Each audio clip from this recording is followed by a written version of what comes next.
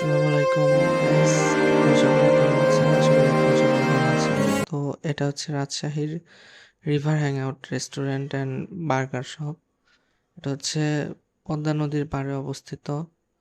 তো আমি গিয়েছিলাম সন্ধ্যার সময়। দেখুন, খুব মানে বেশি একটা সন্ধ্যা হয়নি, 6টার সময় আমি গিয়েছিলাম।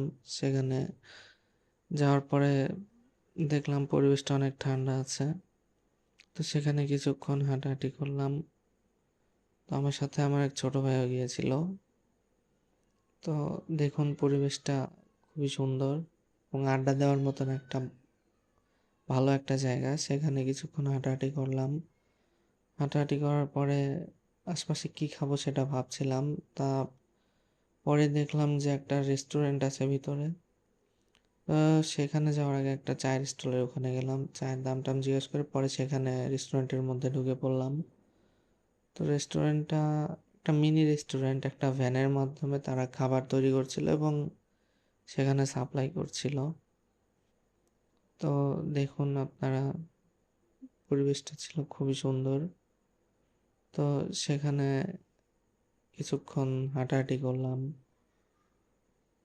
একদম সন্ধ্যার সময় এটা। পরিবেশটা খুবই সুন্দর লাগছিল আমার কাছে।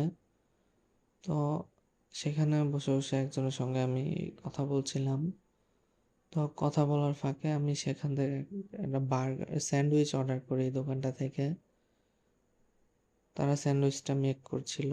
স্যান্ডউইচটা নাকি একজনের কাছে জিজ্ঞেস করেছিলাম, সে বলল যে ভাই অনেক টেস্টি, তাই আমি অর্ডার করে দিলাম। তো এই ছোট ভাই ছিল আমার সাথে। তা এটা হচ্ছে তাদের মেনু কার্ড।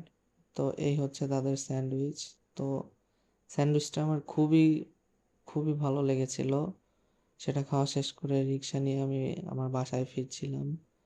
তো আমার বাসায় আসার রাস্তাতে সেখানে আমাদের মাননীয় জর্জ, তারপরে হচ্ছে পুলিশ প্রধান অ্যান্ড কোনো সচিব, তাদের